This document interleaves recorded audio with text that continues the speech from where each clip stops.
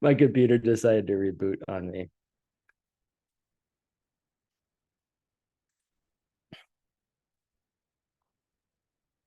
How's everyone doing today? Okay, got one hand. Great. Yes, I got a voice. Yes. All right. Is there a homework group? I don't know, Louisa. Do you want to Don't have. run a homework group, Louisa? Sounds like a good karmic project for you. Good morning, Anna. How's it in Sedona at 6 a.m. having to get up? How do you feel about that? I am awake for 3 hours, so it's good. Oh, yes. Well, jet lag. That'll do it too as well. I did European jet lag last week. I know that one. Yes. All right.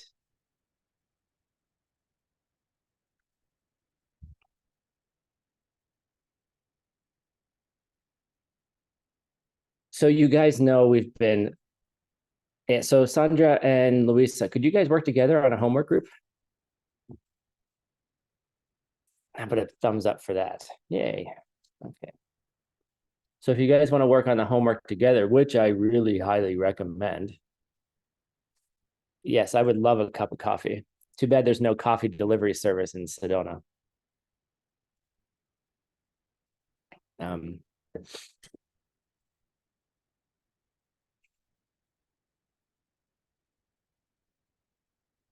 I want to ask you guys a question. Do you think doing homework, what do you think doing the homework is a karmic cause for? How about that?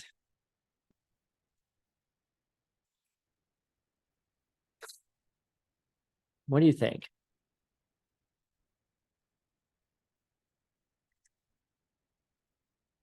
Competition. Now I know what goes on in your head, Maria. Thank you. Having students, more teachings. Completion, not competition. Oh, completion. Oh. I like competition better. Deeper understanding, keeping promises, serving a teacher. I'm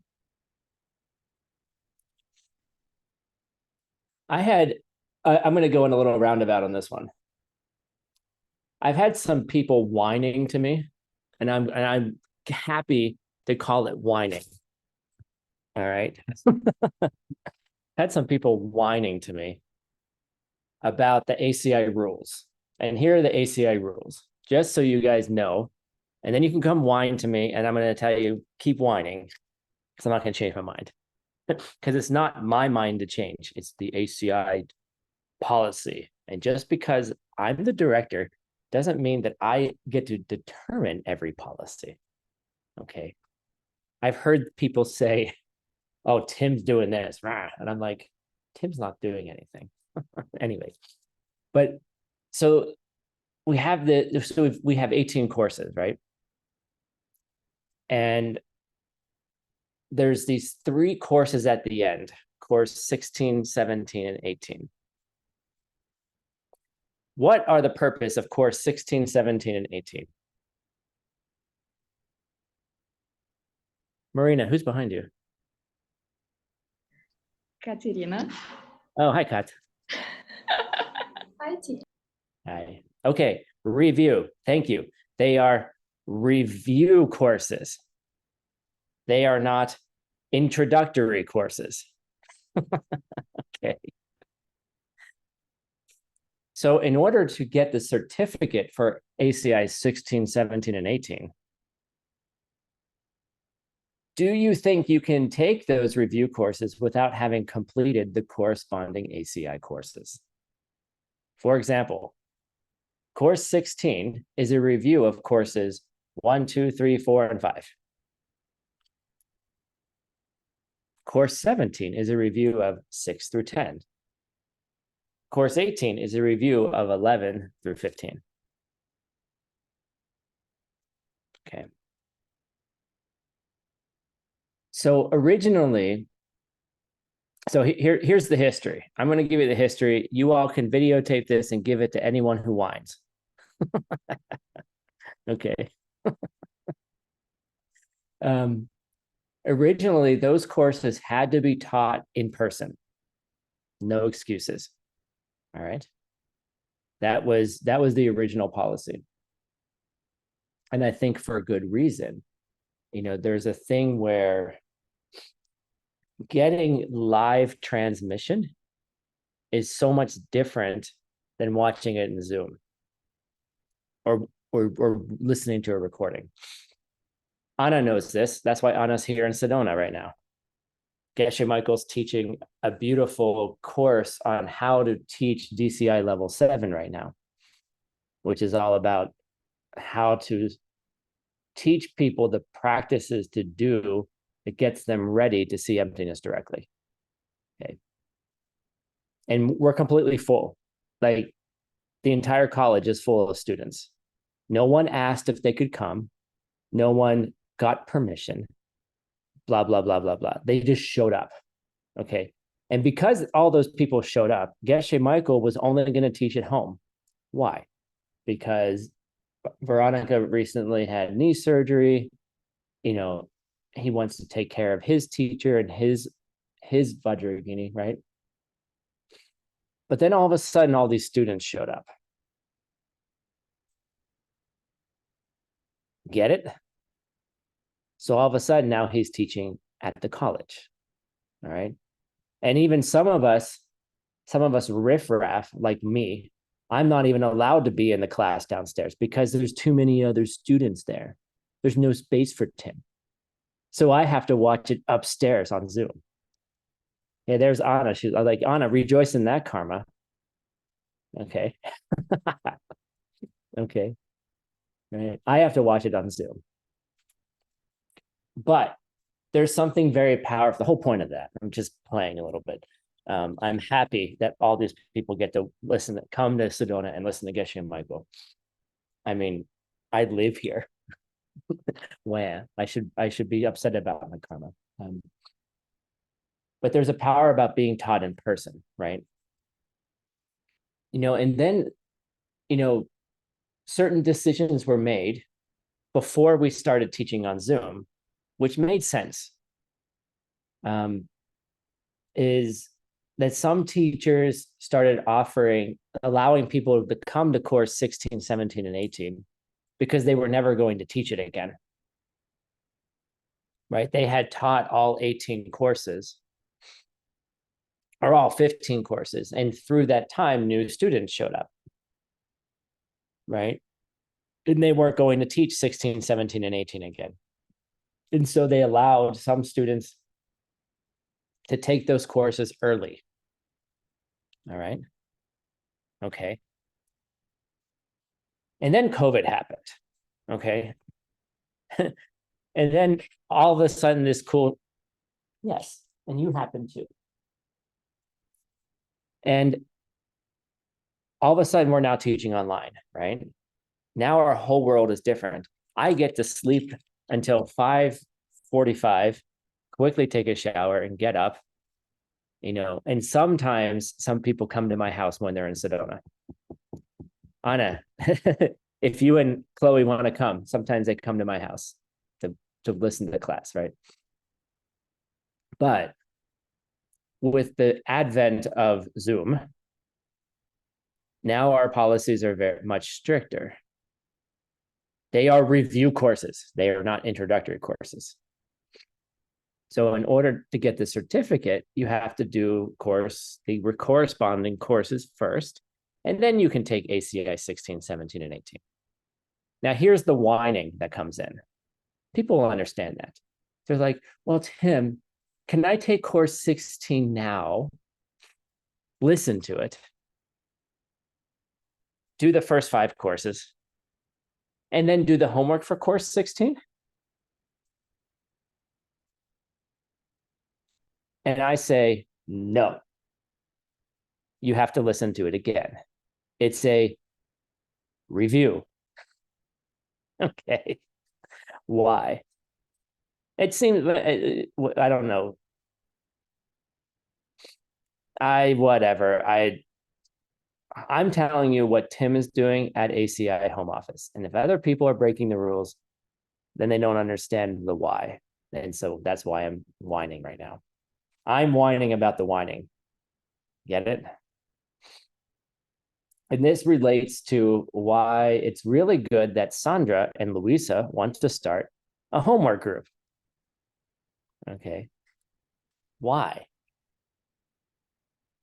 If you want to get enlightened, you should be effing excited about taking ACI 16 again, and 17, and 18, and listening to the ACI courses over and over again. I want to tell you guys something last night. I was so excited. Geshe Michael offered $1,510, $1,510 during his class last night. Of course, I was upstairs, but I was so excited because I won the money. Even though I wasn't giving the answers, someone else actually won the money. Okay. But I spurted out the answers to his big questions, right? Before anyone else did. So technically I won the money. Okay, so why am I boasting about this? Because, oh, wow, Tim, you're a great teacher. You know the answers to the questions? No. Why did I come to Sedona? Why did I come to a class that I've listened to 20 times already?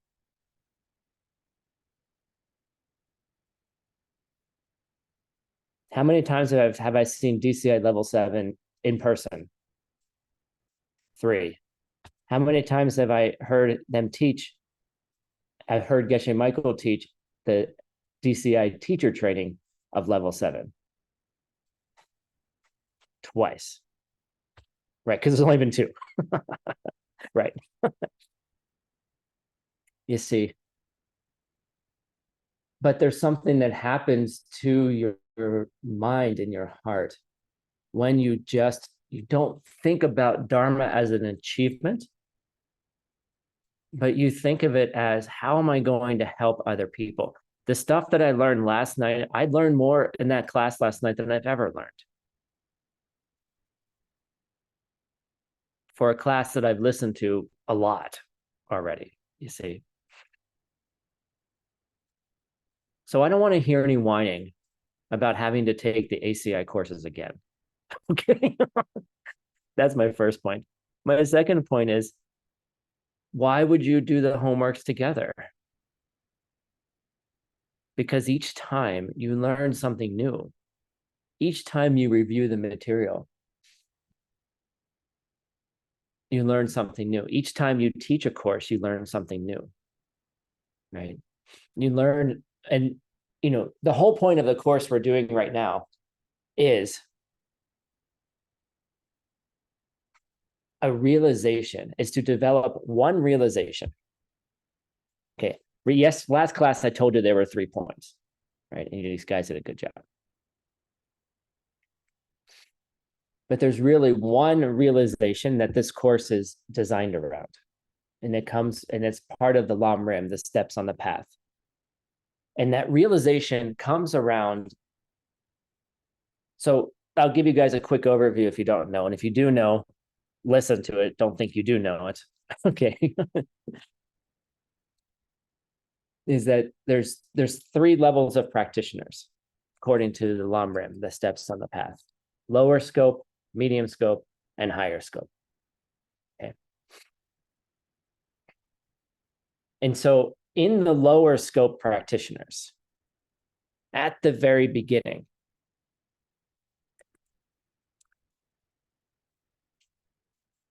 and Jason Kappa says it really clearly in the Lam Rim Chemo. You get it in the source of all my good.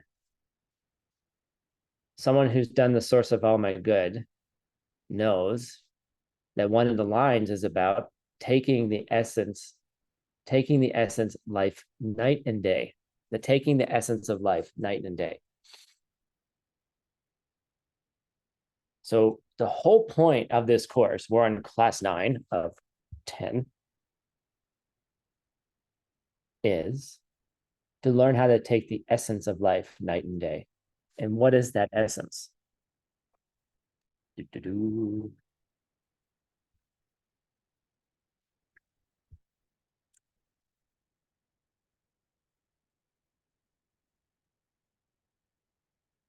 Mm-hmm. The essence, oh, come on, guys. What is course 8 about? What have we been talking about? All those things are true.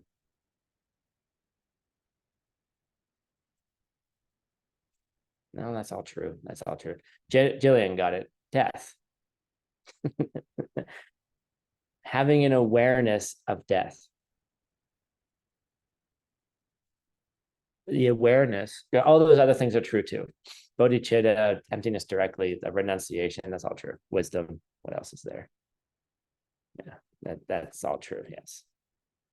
But the Lam Rim specifically is about taking the essence of this life is to understand and have an awareness of death. Okay, and there's a specific way that awareness happens. Okay, and that's what we're going to go about in this class. What does it mean to have an awareness of death? Okay, what is it not? That's my first question. What is it not an awareness of? Okay, there's all different levels of awareness. And we just spent the whole last part of this course talking about all the different realms of existence, all the different ways in which one could become something, right? Now, we don't talk about it that way typically. It's always like, okay, who lives in the hell realms? What is their life like? Who lives in the hot hells? Who lives in the cold hells? Who lives in the adjacent hells? In the partial hells? Who are spirits? Who are pretas? Who are animals? Who are humans? Right? Who are form realm beings and different types of those, and who are formless realm beings, and all the types of those, right? But we've been slowly building an argument or an idea that each and every one of us has the potential, because seeds, each of us has that potential to be any of those things.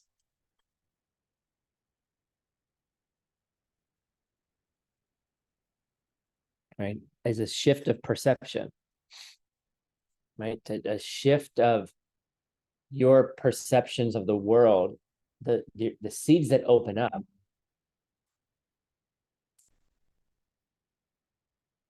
The seeds that open up to create the world around you shift, including the seeds that open up that make you, you. Right? What makes you, you? Like, right? What do you see?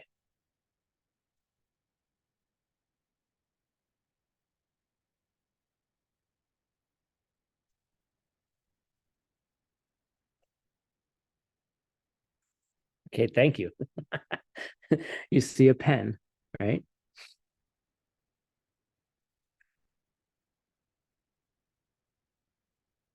A dog sees a chew toy. What is it that makes you, you, and a dog a dog? You is a dog because you see chew toy. Okay. I finally got why Geshe-la said it that way the other day. You, okay, it's not even correct grammar. Like, you is a dog. It's not you are a dog. Okay. It's not tu eres un perro. Tu es un perro. Okay. Translator, do it correctly. All right. Julia. I hope you're doing it correctly. I can't do it in other languages. I could do it in Portuguese, but we don't have Portuguese here. Yes, Yekaterina, it's also a shit in perception. Very good. Your seeds are opening up like diarrhea. You have no control. Okay. All right. You have no control of the seeds that are opening up. It's like explosive diarrhea or uncontrollable vomiting. Okay.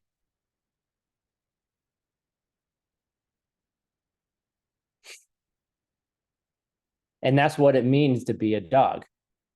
You is a dog. Okay. You is you is a human because what you see. That's what makes you a human. That's what makes you a dog. Okay. Because it's the world, it's not just you as the body or your mind. It's the world, right? That's part of you. The world is part of you. The world that you see is you. You is the world. You is the world that you see.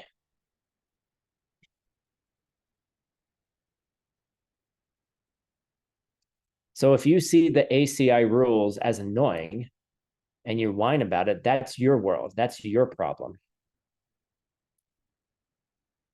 If you break the rules, that's your problem. I don't worry about it. At the end of the day, I mean, a certificate is a certificate. Great, fine. We have rules about giving certificates. But if people are learning Dharma, am I going to get upset about it? Oh, so someone takes ACI 16 before finishing courses 1 through 5. No. Even Ale is like, no. No, we don't get upset about it. Because someone's learning, someone's practicing, someone is trying to understand that they is a human because the world they see is them.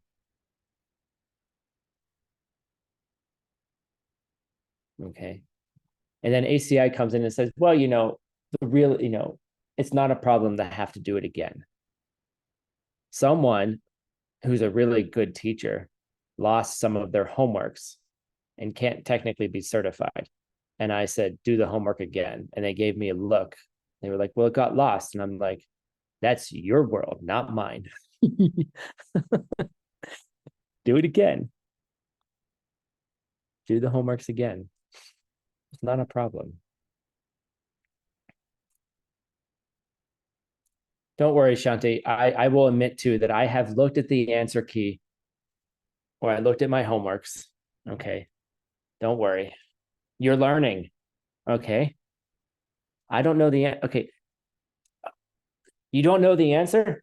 Is it better to try to write the wrong answer or to look at the right answer and then write the right answer? Why do we put the answer keys out for everybody? We want you to cheat. Is it cheating? I know this class is gonna bite me in the ass in the future. Because at some point I'm gonna say it's cheating because that's what a teacher does. And then someone is going to well, yeah, okay, Anna, I agree with Anna. Anna says, if you're just copying and pasting without thinking, then it's probably cheating. I would say it's laziness.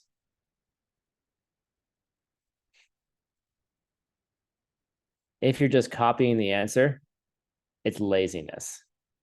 But if you're thinking about it, then you're probably learning something.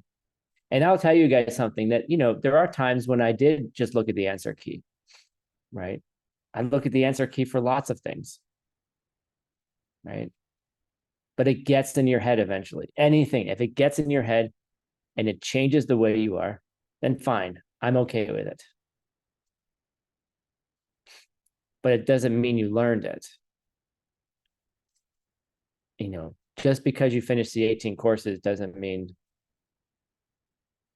you're ready to teach it.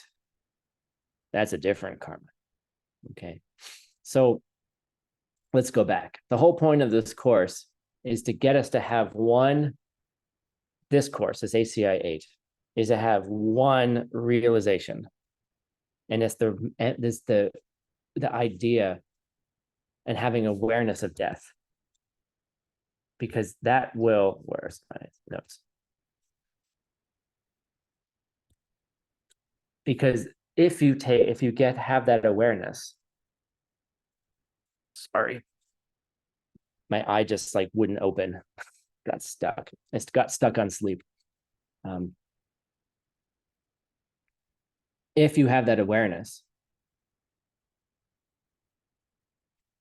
it will change what you fundamentally do on a day in and day out basis.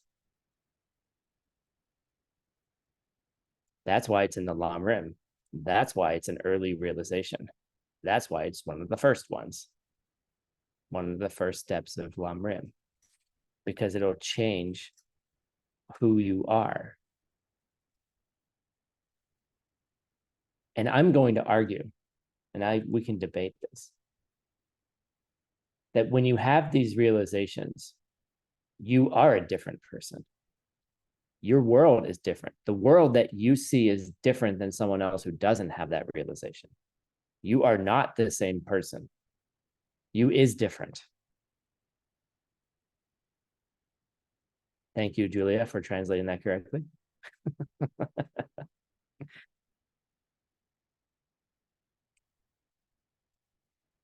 I will argue you are different. So what is this realization not? Okay.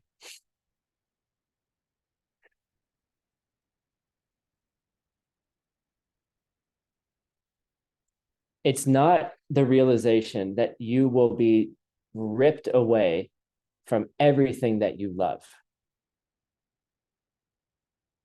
That's a pretty good one, by the way. It's not that that's a bad one, okay? But the fear that one has about being ripped away from their loved ones.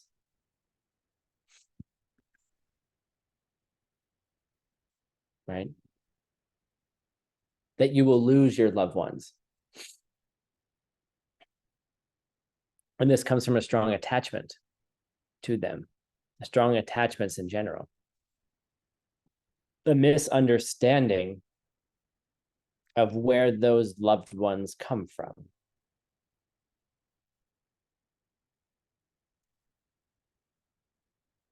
What's the misunderstanding?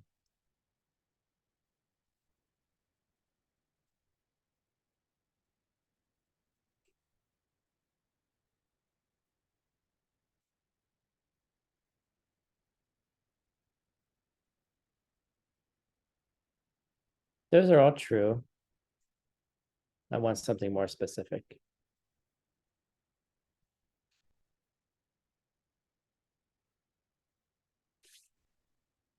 Why do you have people around you that love you or you love?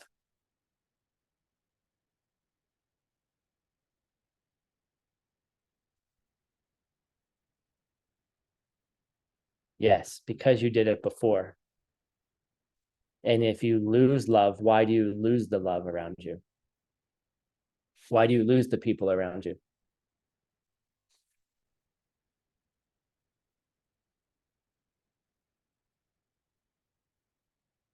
That's right. Shit happens. Your seeds wear out. The seeds for that experience wears out in this life. Or other seeds start becoming stronger. I promised you guys a discussion, which we'll do in class 10, about the seed priority. What seeds go off? And we're going to do that in class 10. The seeds for having loved people loved or loving around you get overtaken by other seeds.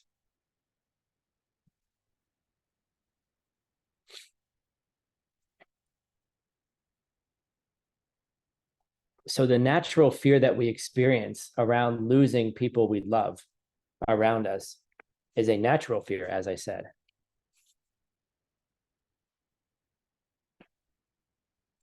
but it's not the awareness of death. This is not what this is.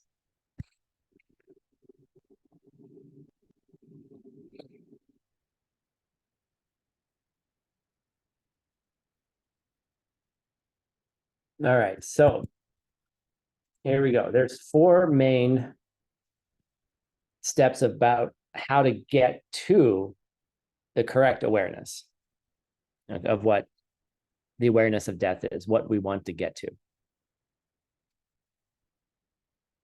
All right, here we go. In proper Buddhist fashion, we have a list. Yay. Comes a fun list for you guys. All right, and I got some pictures too. Got some pictures this time. All right, here's class 9. Okay, the first one, got a Rubik's Cube.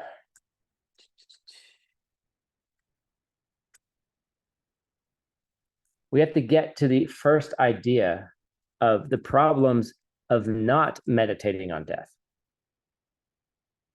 Okay. I don't know about you guys, but Rubik's Cubes drive me nuts. I've tried. I can get one side and then I just lose my mind. Okay. Right. And that's why I chose this, right? The problems of not meditating on death.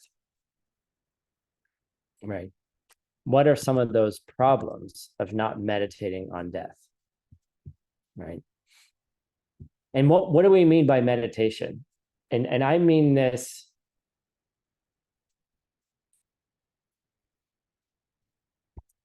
not as, oh, go sit on your meditation cushion, put your hands in some kind of mudra and think about it, right?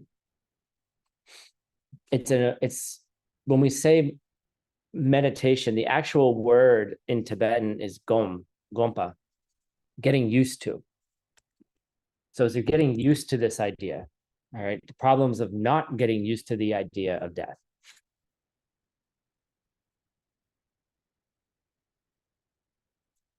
One of the main problems of not being aware is that somehow, I made this comment the other day, so that somehow when I say in 5 years, I hope you all put it on your calendar. In 5 years, we're going to check in and see if all of us are still alive. And I hope that, dear God, we all are. I hope we all are. Okay. But in between our last classes, I've already heard of 3 people who have died. Not in our group.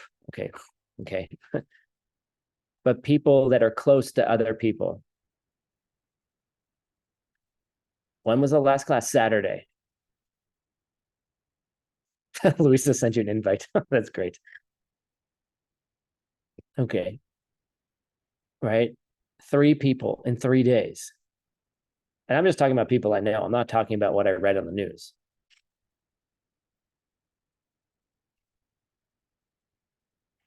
And somehow, here's the problem. Same Zoom link in 5 years. We'll see.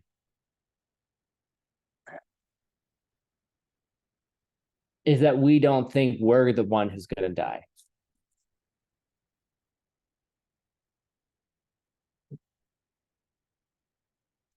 It won't be today. It won't be today. It won't be today. And then comes the day that you do die. So you're not wrong in a way, right? Today's not the day I'm going to die. And then if you don't die, you weren't wrong. See how it's tricky. The more I thought about this, the problem of not meditating on death or getting used to the idea of death, the block that we have is that we don't think it's going to happen today. And 99.99999% of the time, we're not wrong. Okay. Right? So this is what we do. We're not wrong. That's what life is like. You learn from experience. I didn't die today, so why would I die tomorrow?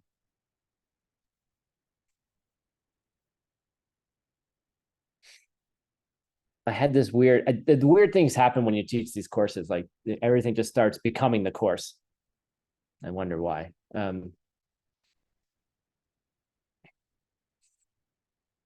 had someone said it was on maybe it was Instagram. I don't remember. I don't remember what I was watching.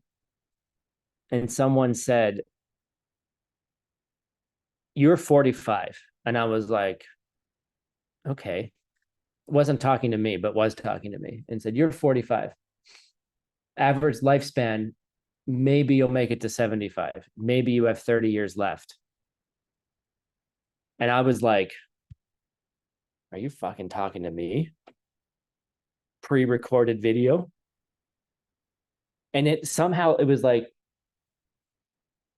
something shifted in my mind. And I was like, oh my God.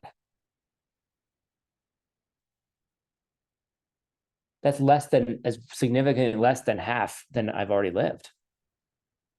Like it was this weird feeling of, I've thought every day that I'm not going to die. Oh my God, 30 years? 30 years isn't that long anymore. When you're 10, you can't imagine being 20. Like when you're 20, you can't imagine being 40.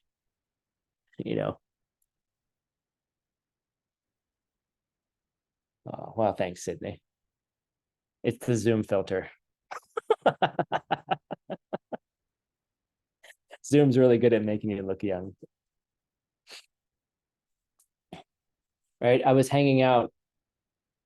at a pool party for one of my coworkers on Sunday. He's turning 60. Like we're hanging out with all his friends and was talking to this guy, and I'm like, and I was like, "Oh, do you have kids?" He goes, "Oh yeah, they're all grown up." I'm like, "Oh really?" And he goes, "Yeah, they're like 35." And I was like, "Oh my God, you're a lot older than I thought." Right. And then I was like, "Oh my God, Tim, you're a lot older than you thought."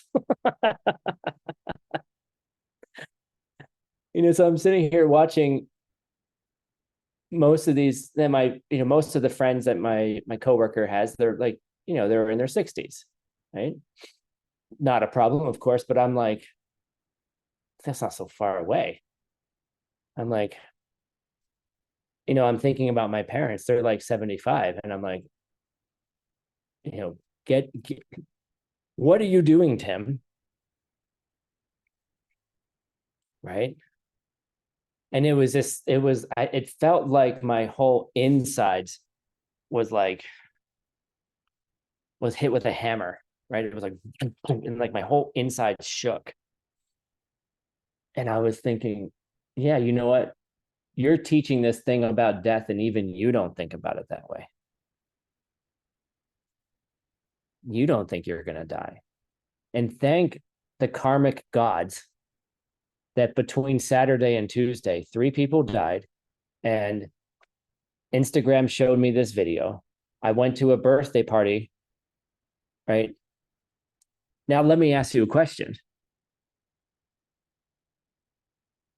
This is like the question from the Matrix, right? What's really going to bake your noodle, right? Would you have knocked over the vase if I hadn't said anything? Right? Because in the Matrix, she says, "Oh, watch out for the vase." And then he turns around and knocks it over. Right? And she says, well, she questions, well, would he have knocked over the vase if she hadn't said something about it? Right? Would all of those things have happened if I wasn't teaching ACI 8? Would 3 people have died? Would I have gone to a 60th birthday party? Would I have seen that video reminding me that I only have 30 years left? God, I hope I have more than that, but right? Maybe it doesn't matter. The point is, it's like you become a different person. You start seeing things differently.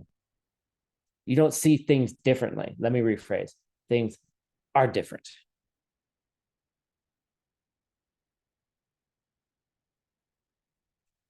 You have to keep going back to the we're in Abhidharma, and I'm keep pulling you into Madhyamika. Okay.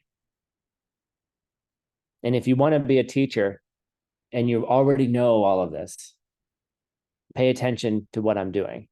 This is what Geshe-la said last night, where I won $10 imaginarily. He said, "What am I going to do next?" He said, "Well, what are you going to?" He said, "For $10, if you already know it, what are you going to do? How do you teach it?" Notice I keep pulling you out of Abhidharma into Madhyamika. All right. Anyway, we're going back to Abhidharma.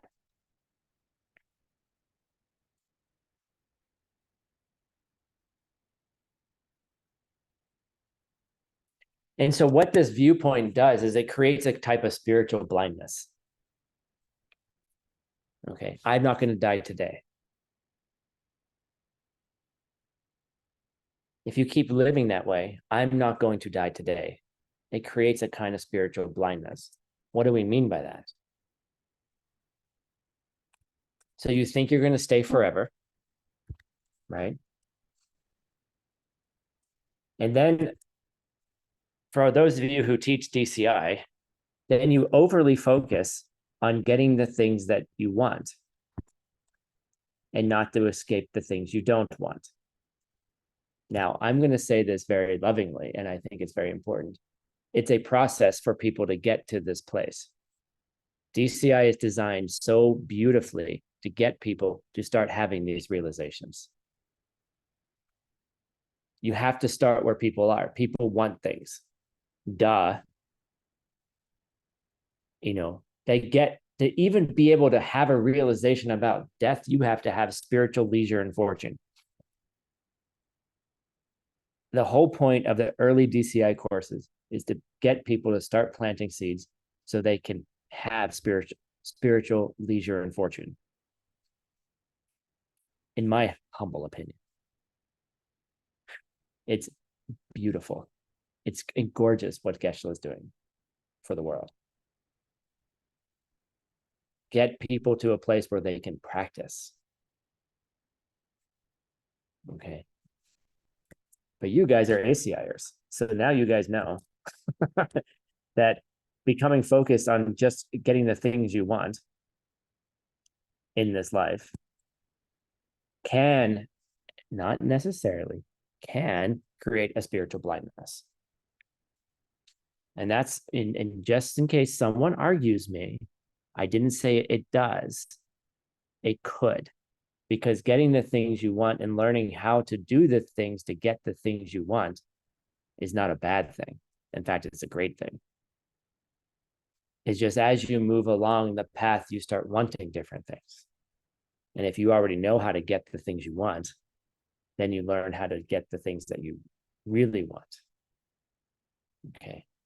Because an awareness of death will also include an understanding that all these things that we want, including our loved ones, have to go away. Because we misunderstand them. That was the Madhyamika part. Okay. If you're in a class with, I'm doing a teacher training at the same time. If you're in a class with students, right, and they can only handle that idea that they're attached to the things that have to go away. Like if you're a builder like Mark Salustro, or you own a home, you know that no matter how well you build something, you have to rebuild it eventually. Like you can be the greatest builder of all time and you still have to renovate eventually. If you're an excellent builder, it might take longer, but eventually, like we were in France and I was so impressed. Like they have castles that have been around for 600 years. My house was built 20 years ago and shit's falling apart. Weird karmas, right? But those things go away. Relationships go away. All of those things have to go away. Exactly, Alexander. You wouldn't have reached where you are without DCI. I totally agree. And then notice, if the students aren't ready, then you don't say any more than that, and you just leave them depressed thinking about that. Okay. But if you go to the Madhyamika point of view, if you understand where things come from, then it's a total different ballgame. But part of the reason of these courses, why are we stuck in Abhidharma? Why are we in the third chapter of the Abhidharma? Because there's a part of us that still thinks we're not going to die today. It's not going to be me today. All right.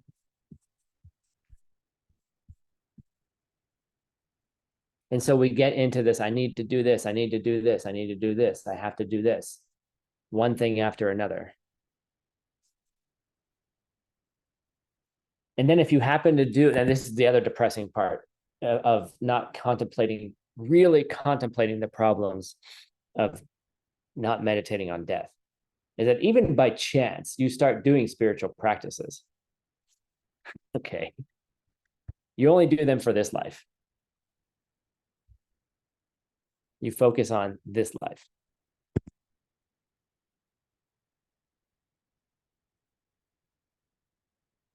You guys should do the reading. It explains it a lot more.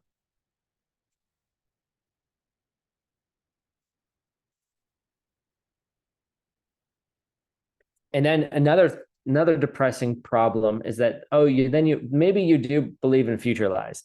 So then you start thinking about your future lives. Well, I'm doing it for my future life. That kind of creates a type of laziness, because you're like, oh, well, I'll just do it later. I'll do it in my future life. I've had these questions before. Tim, I didn't start studying the Dharma until I was 60. Like, I don't have enough time. Milarepa got enlightened and he started at what, 55, something like that. Milarepa lived an awful life before he found the Dharma. Okay. So don't think of your age as a hindrance. There's plenty of young people who are in the Dharma who are lazy and don't do anything either. Okay. Get it? Age has nothing to do with your success in your Dharma practice. You might have more time if you're 20.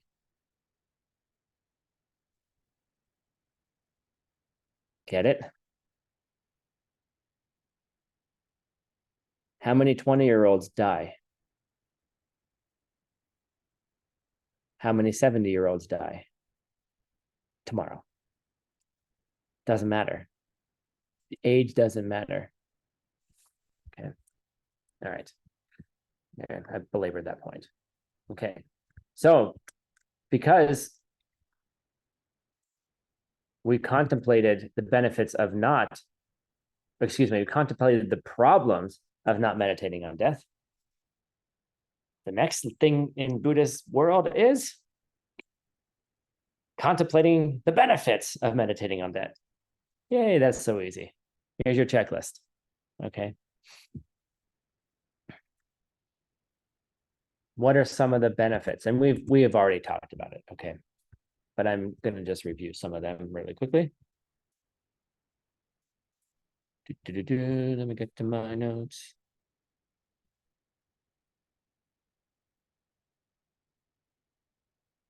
If you really understood this idea that I'm going to die today,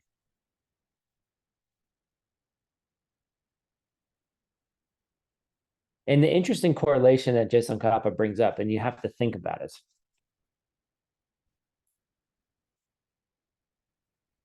Nope, I read that wrong. Sorry. I read morality for mortality. That was interesting. The way I read Jason, that's funny. The way I read Jason Kappa was, suppose you do have an awareness of morality, then you would be a person who would understand that you could die in a day or two. But actually, Jason Kappa says, if you were to think about your mortality, right? But I like that idea. Think about that. Maybe there's some weird slip in there. I read it as morality. If you keep your morality well, then you might understand that you could die today.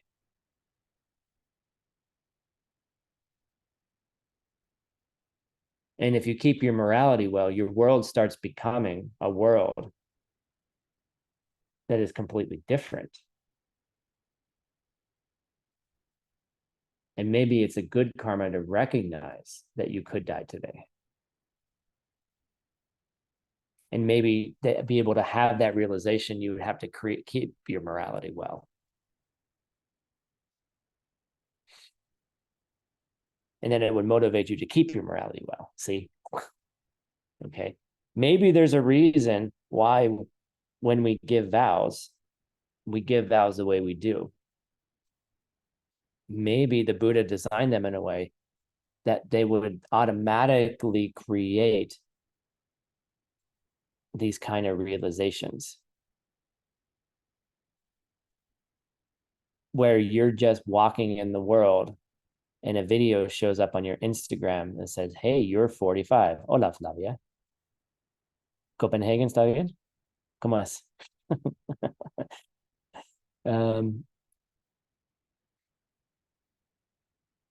That you automatically get a video that says, hey, you're 45. You're going to die in 30 years.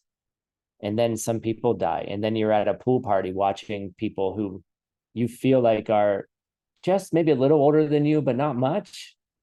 And they're really not much older than you. Not that far away, right? And you're like, holy shit, I haven't done enough in this life. I haven't done enough. And what does that mean is, have I done enough that when I die, I can, how do I say this? Okay, I'm jumping to the end of class. I'm sorry. The only thing that you can take with you are your seeds. Right? We're just going to skip through everything and I'll go through it in the end. I'll get there. The only thing that you can take with you is your seeds. All right. They say the only thing you can take with you is Dharma. All right. Now, no, it's not the study of Dharma. It's not your classes. It's not your ACI homeworks. I'm sorry. You can't take your ACI homeworks with you. They don't get to you don't get to burn them up when you get cremated. That'd be fun. Okay. When I die, I want you guys to cremate me and put my ACI homeworks in the crematorium. Okay. So they all turn and then you guys can I don't know, spread the ashes around with the ACI homeworks and then put it into a fire, do a fire ceremony and let the smoke go around the world. Okay. That's what I want. I decided. I don't want to be a tree. I don't want to be planted on a tree planted on me. I want you, all my ACI homeworks are in a binder over here. Take them out, put them in the crematorium, and then have a fire ceremony and let the smoke go. That's what I want. Okay. But seriously, okay, let's go back to the seriousness of it.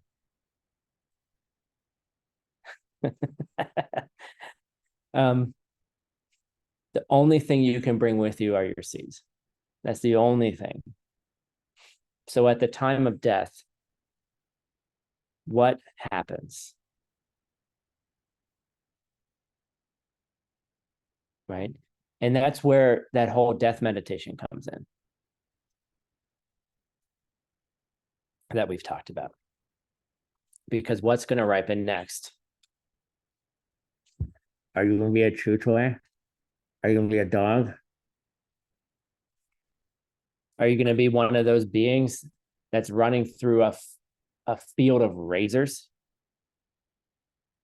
Are you going to be one of those beings that's cold and naked on a frozen tundra with whipping, deliriously cold winds? Are you going to be hanging out in like a pleasure being paradise? What's going to ripen next for you? That's all you can take with you.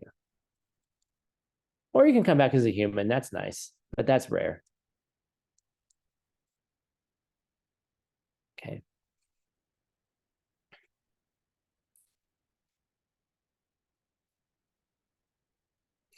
So we'll talk about the seeds that ripen earliest next class. Okay, we'll get there. That's what next class is about. Which seeds will ripen earliest, which then would motivate you if you knew you were going to die today and you lived as though you were going to die today. What seeds would you be planting today? What would you be doing today if you knew what seeds could be ripening in what order, what priority? What would you be doing today that would be doing differently if you didn't think you were going to die today?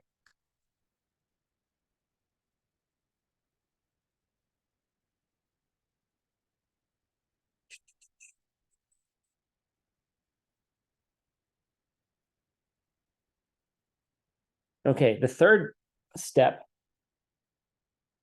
which I just covered the benefits, the third step in the contemplation on death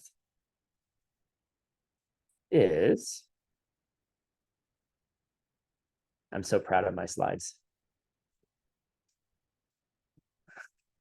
Translators, read that. Hello, my pronouns are.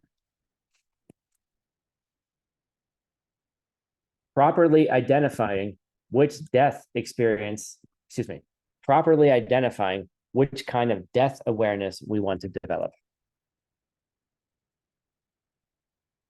Okay. So what are your pronouns? Okay. You know, properly identifying someone based on the pronouns they want to use, right? He, him, she, her, they, them. And there's a bunch of other pronouns in English you could choose, okay? Which one are you, okay?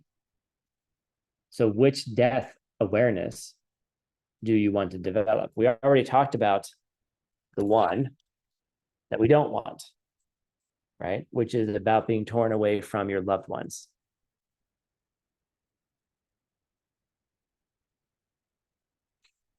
So here's the awareness of death that you want.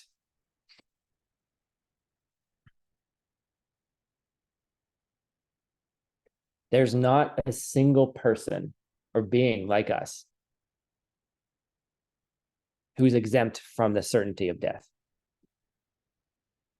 Okay.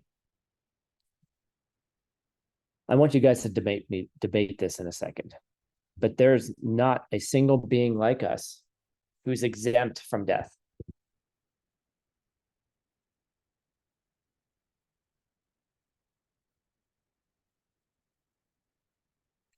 So, yeah, it may not happen today. It may not happen tomorrow. But what we need to have in our mind is, have we done enough to stop? Have we done enough to stop us from being born in the lower realms? Okay.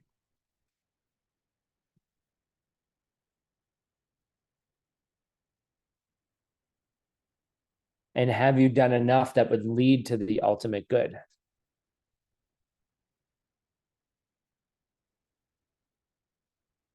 Because if you've done enough to keep yourself out of the hell realms, if you've done enough, you know, it talks about the higher realms, but we've already talked about going to the higher realms may not be the best place to go. But if you've done enough, you won't have any fear of death. The natural fears that arise of being ripped away from this life, that you will lose everything, those natural fears are gone. Have you done enough? And if the answer is yes, then all right, Lord of Death, bring it on. I don't want to die. That's not what I'm saying. But what I'm saying is when you do die, when I have that experience, will I be afraid or not? And if you can maintain that not fear, right? That sort of, I have done enough. And then you can go through the death meditations that we did earlier, the dissolutions.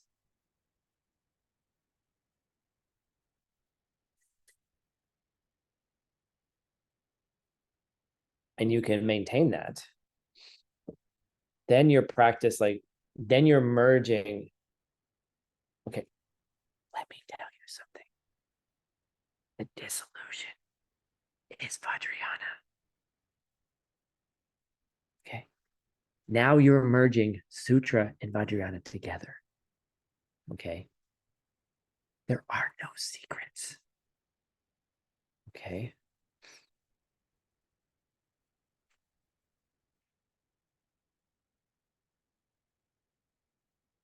But if you don't have that lack of fear, that you've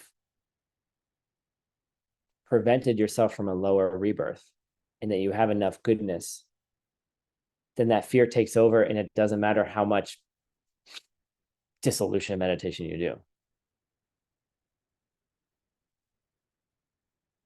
Get it? Doesn't matter.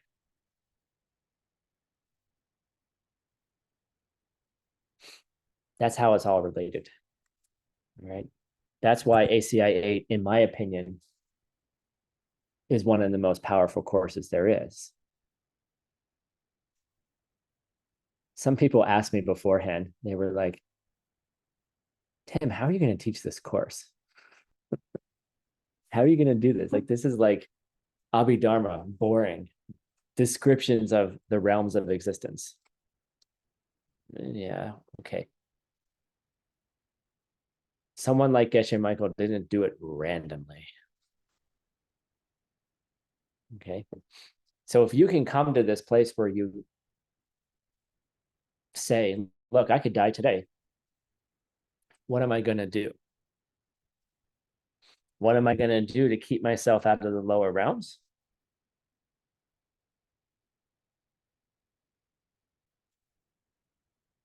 And if you don't get to that place, then the time of death, you will be overwhelmed. You may realize I didn't do the things to free myself from the circle of pain. And you probably will you'll feel the terror of the possibility of going to a lower realm.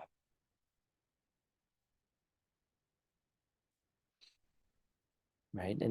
And that's why it's so hard, how do I say this?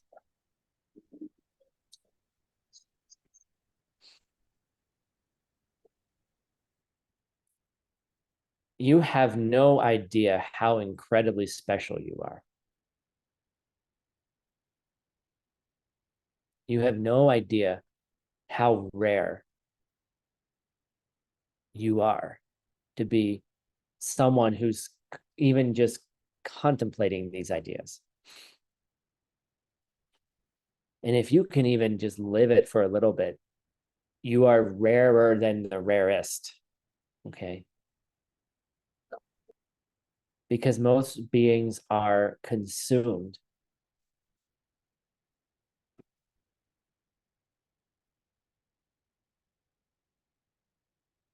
by things that keep them in the cycles of pain. Right? Most beings are consumed by fear and desire and needs and wants, by things like,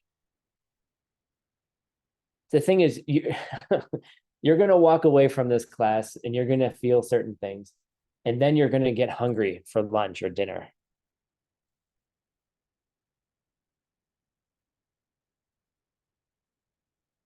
And then you're going to forget. And if you don't eat fast enough, you're going to start getting grumpy. Right? Anna's eating her breakfast, making me hungry. I'm going to have some breakfast in a second. Right? you're going to forget. You're just going to forget and you're going to go eat. And I'm not saying don't eat. I didn't say that. Eat, take care of your precious body. Eat well, eat on time, eat nutritiously. Okay. Take care of this thing that could die today. Don't hurt it. Love it. Get massages. Sleep well. Eat well. Enjoy things well. Go to pool parties. Okay. Hang out with your friends. I'm not saying don't do any of those things. In fact, I'm saying doing all of it. I'm saying do all of those things, but do them with a different idea in your mind. Sure, you could go and withdraw from the world. You could have no friends. You could go hide in a cave. You can meditate all day long. You could do, that's a type of practice. You could do all of those things. But even Arya Sangha, who was hanging out in a cave for 12 years, had to have an assistant who brought him food every day. They don't tell you that in the biography. But Arya Sangha certainly didn't meditate for 12 years, like breathing and being nourished by breathing the air. Okay. He wasn't eating the little spiders. I mean, he may have eaten a spider or two, but there probably aren't enough spiders in the cave. All right. Not enough raspberries or mushrooms, right? He had someone bring him food and water, wasn't licking the water off the rocks. I mean, maybe, but easiest way to get explosive diarrhea and not be able to meditate by licking the water off the rocks. Okay. You guys laugh, but I'm serious. You have to be comfortable to be able to meditate for 12 years. Okay. He took care of his body. Took care of his body. And then he had deep realizations. Okay. You can do all of those things and live a normal life as well. You don't have to go to a cave. If you want to go to a cave, but make sure you have a comfortable couch and a comfortable bed, and you have food being brought to you, and you have water, and you have a doctor. Okay. So take care of your body, take care of yourself. In fact, you should, if you understood that you could die today, you would take care of yourself even better. And of course, you would take care of others as well.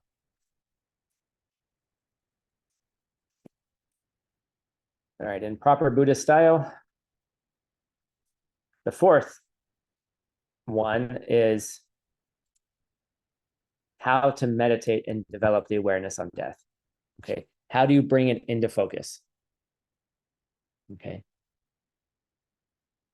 You start with the problems of not being aware of death. You go to the benefits of having that awareness. You identify what that awareness is, and then that brings into focus what you should be how you should be living.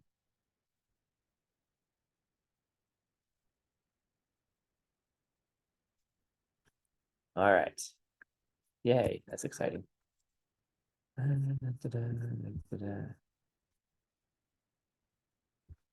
Okay.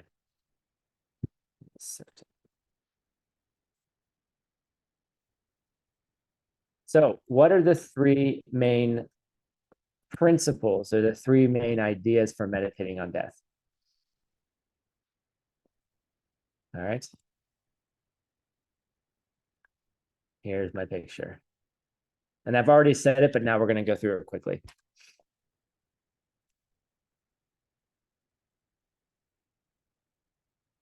It's certain that you will die. Thumbs up.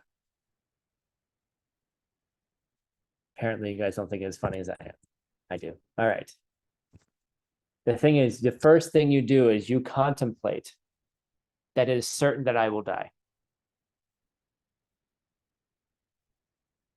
So allegedly, Steve Jobs every day stood in the mirror and asked himself this question. If I were to die, it's not even if I were to die today, I am going to die today. What am I going to do? What am I going to do with this knowledge? Okay. I think he said it differently. I'm just paraphrasing. Okay.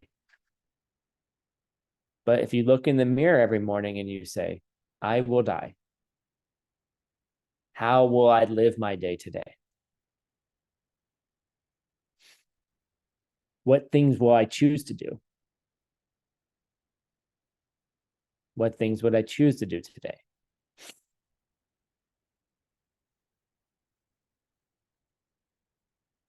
You know that Steve Jobs did his death meditation and he died a horrible death of pancreatic cancer, right? Someone who we probably could say that in the last 20 or so years invented something that has become ubiquitous in the world, right? You know, he did something that changed the way we do everything, right? Right? Invented this. And yes, there's not everyone needs to have an iPhone. You can have an Android. I don't care. You can have whatever. It's not about the brand. But the fact that I can go travel around the world and call anyone that I want, any place in the world for free, mainly for free, right? When I studied abroad, I called my parents twice because it cost like $10 a minute, right? That wasn't that long ago. That was, see, this is what death meditation does to you. Oh, it just feels like yesterday. No, 25 years ago. Shit. Right? All of a sudden you do the math. You're like, shit, that was 25 years ago. And when it costs $10 a minute to call home from Santiago, Chile. Now I can talk to my friends mainly for free. Right? I pay, well, I have internet and whatever, right? Mainly it's free. You pay for it differently, but it's not as expensive, right? So how would you live your life? Second principle, I will die today. But second principle is, I don't know when. I don't know. I don't know when. Okay. I don't know when I'm going to die. It could be today. It could be in 30 years, like the guy on Instagram told me. Right?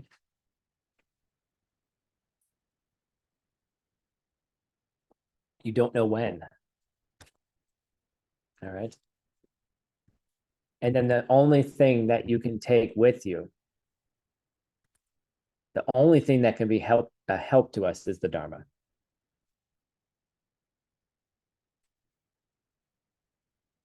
Because, when I first learned this, I felt like it was very sectarian.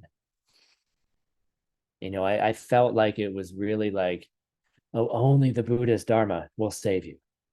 Sounds a lot like all the other religions.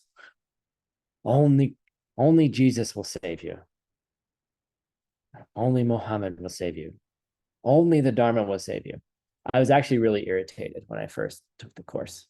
I'll just be honest. But what does it mean? What does it mean? Only the Dharma will save you.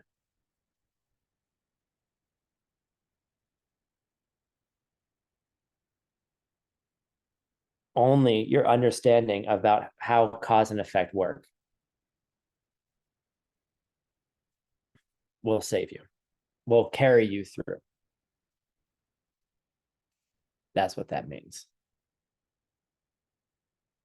Yeah, it gets a little bit more complicated than that. Okay.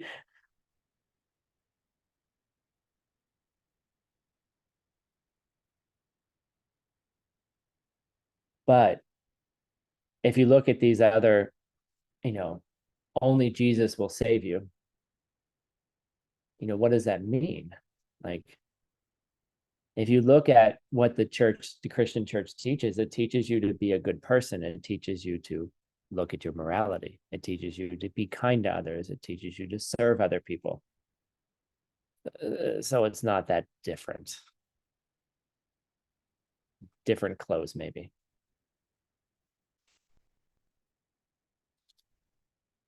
We had a really deep experience in France. We were doing a special event for people who were going into the Diamond Way, and it just happened. Again, weird. It just happened that the place that we rented was 10 minutes away from a cathedral that has relics of Mary Magdalene. And different people have different ideas of who Mary Magdalene was. But some people might say that Mary Magdalene was Jesus's spiritual partner. Okay. So why am I telling you that? I don't know why. Not sure why. Oh, the reason I'm telling you that is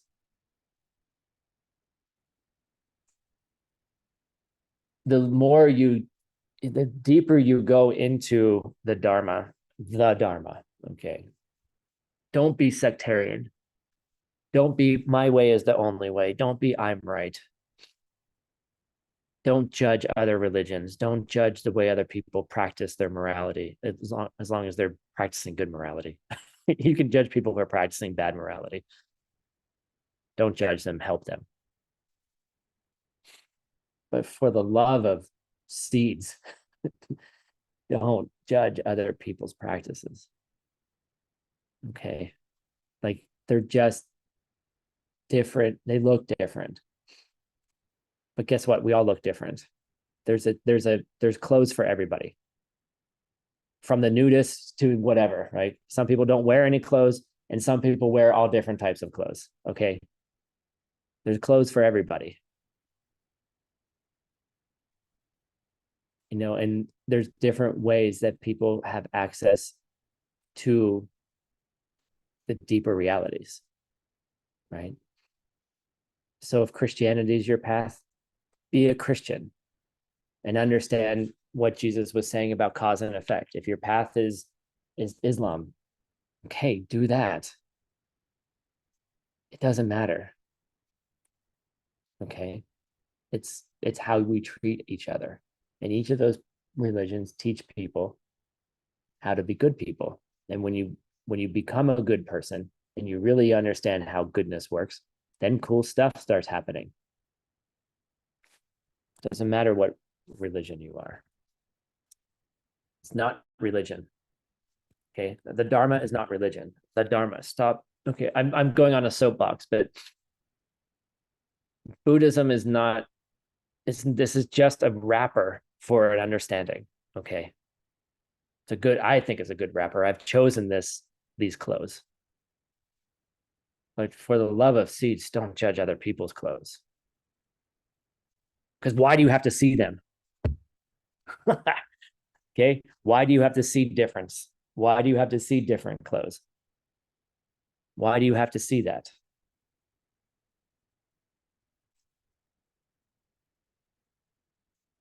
Meditate on that, please. Okay. So there's three. So we're getting into the first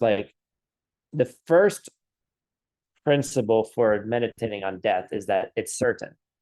Okay. Good. We're going to get down on time. And then, of course, in Buddhist fashion, there's 3 parts to the first part. So make your outline, all of you nerds.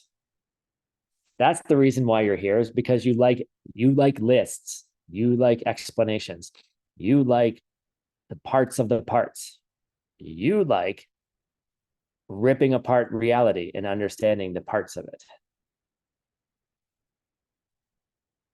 There are other Buddhist paths that don't do it this way, and they're just as valid. Okay. But you like this. There's something about your karma that likes parts of parts. And if you investigate the parts, you will understand the parts themselves have emptiness. And those parts have parts. And eventually you can't find the part. And maybe that's why Buddhism has parts. Anyway. Okay. So the three parts to why death is certain. Okay. Here's my picture for it.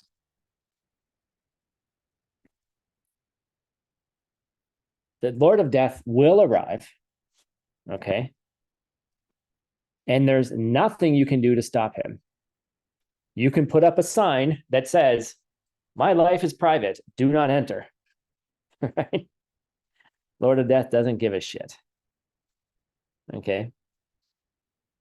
Has anyone seen that video about the honey badger? If you've seen the video about the honey badger doesn't give a shit, look it up. Actually, well, I'll find it and send it to you guys. The Lord of Death is like the honey badger. Okay. The Lord of Death doesn't care. All right. Doesn't care who you are. Doesn't care where you hide. Doesn't care what signs you put on your door. Honey badger don't care. Right? Look it up. It's funny. All right. The Lord of Death is like the honey badger. I wish I had thought about that last night. The second thing about the certainty is, this is what the Abhidharma says. It's impossible to add any time to your life. Okay. Oops, there it is. It's impossible to add any time to your life. It just continues to leak away. Just like this sand timey thing. What are they called? Sand timer? Is there a word for that? This thing that measures time with the sand falling through it. There's a word for it. I can't remember. Sand timer, I think. You know, like every movie where like the person is like tied up and there's a sand timer and they're like, he. When that runs out, you're going to die, right? They're not that far away from it. Sand clock, thank you. Something like that. Hourglass, yes, thank you. It's an hourglass. Right? You're like, when that runs out, you will die. And then the rest of the next 10 minutes is the tense music of when the sand's going to, and then usually they're saved.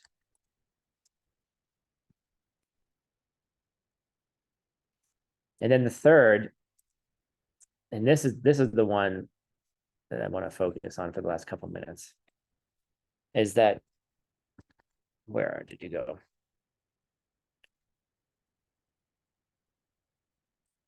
Even while you were alive, you didn't have enough time to practice the Dharma. Even while you were alive, you didn't have time to think about these things. And this reminds me of an airport. You know, everyone's running through the airport. You know what? I've made it a policy. I never run through an airport. Of course, that means getting there early. But even if the plane's late and I have to go to the next one, I walk. And for some reason, they always seem to wait because they seem to know how long it takes to walk from one gate to the other. You know, when you're on a connection, at least that's the karma I have. But I don't worry about it, like, because I'm taking care of my body, right? I'd rather miss a plane than run and then have my back hurt for 2 weeks or have my knees hurt, because my knees and back are always a thing, right? So I just walk. And if I miss the plane, I'll just have another day of meditating. I'll find something to do. I'll find some secret message in it, right? I'll find something important to do. I'll go meet someone. Doesn't matter. Nope, I didn't run through Chicago. I walked the entire way, Sandra. I walked the entire way, 1.5 miles from plane to customs, and another mile and a half from customs to the gate when I had to drag my luggages to 3 terminals. You guys heard the story. I walked. Even when people were running over top of me, I still walked. My ankle's feeling better, if anyone cares. So the point is that death is certain. You never know when it's going to happen. And you're supposed to laugh, don't worry. We're supposed to enjoy ourselves. This is the point. Thank you, Anna. The point is, death meditation is not supposed to be depressing. It's supposed to be the opposite. How do you enjoy life more? How do you enjoy going into a semi-hell realm of Chicago O'Hare Airport? And how do you enjoy it? Right? You know what JB and I did? When we were waiting for the flight, we went and got a drink, a non-alcoholic drink. All right. And then we talked to a woman who was alcoholically intoxicated. Okay. And she was just like, she flirted with JB, who was like 40 years older than her. Right. And then as soon as Connie walked up, she was like, oh, she has a partner. She turns to me and goes, you're cute. I was like, I know. I'm not as good as JB, but I'm cute, right? And then she was talking and we were just listening to her. And you know what happened? She then told us about a horrible experience she had when she was 15. And told us some really deep things about herself that I think she just needed someone to listen to her. Right. And we just supported her. I don't think she ever felt supported. And we just sat there. Like we did nothing. Right. We just looked cute. Right. 2 drunk eyes. Who knows? But you enjoy yourself. Like, what would you do if you knew you had to die today? And you're sitting in an airport full of crowded people, all anxious about making their flight because they got to get somewhere because their vacation is only 7 days. And oh my God, I only have a 7-day vacation, so I have to get there on time because my life is so busy and so full of shit that I only have 7 days to enjoy myself.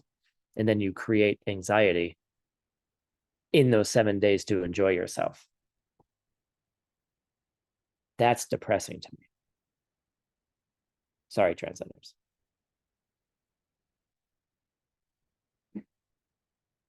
Okay.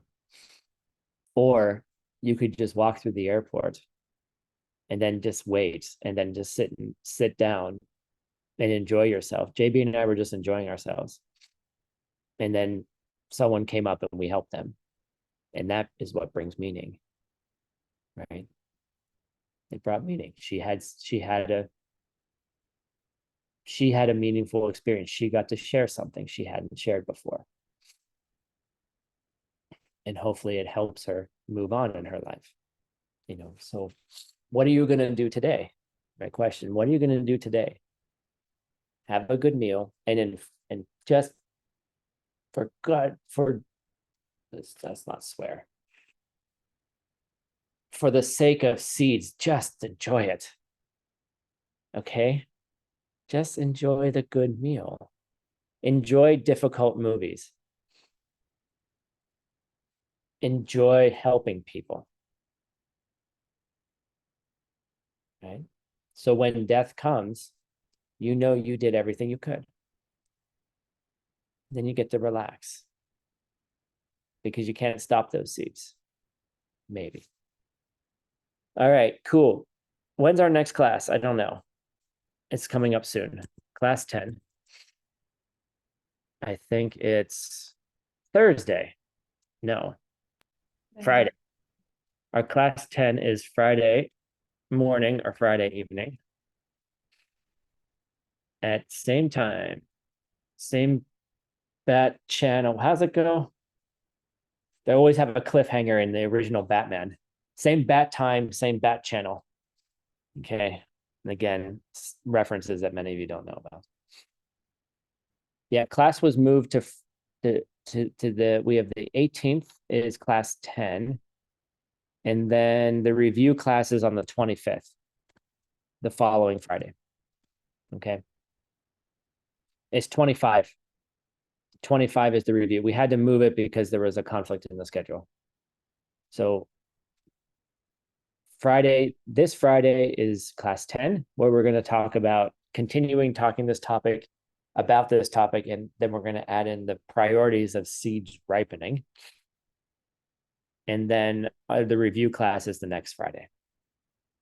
Cool. Thank you all for joining. Glad that you're all here. So I want you to make a commitment today, or if you're going to sleep, do it first thing tomorrow morning. You know, I'm going to die.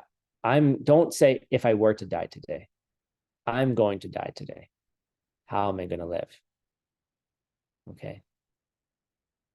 And just see what happens. All right, and just in case, let's all say goodbye with a lot of heart, not to me, to each other. Okay. So I hope you have a good day. Muchas gracias. Thank you, everyone. Gracias, maestro Tim. Muchas gracias. Thank you, everyone. Thank you, dear teacher. Muchas gracias por la clase. Muchísimas Love you gracias. all. Thank you, everyone. Thank you. Laura, Sandra. Madam Chair, Chair. Thank you. And Bye. Thank you, everyone. Have a good day. Thank you, teacher. Thank you, teacher. Thank you. See you Thank tomorrow. Bye-bye, everyone. Cảm ơn thầy Xin Tim, chào. các thầy, Wow. các cả nhà. Вы потрясающие. Хорошего Cảm дня. ơn thầy. Mulțumim! Yeah.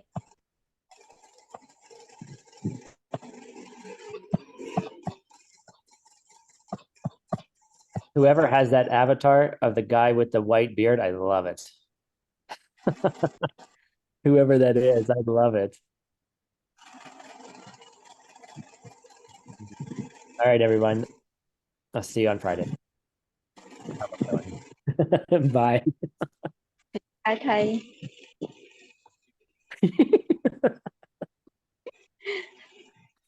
I think we should teach like this. All right, enjoy the day, everyone. Bye.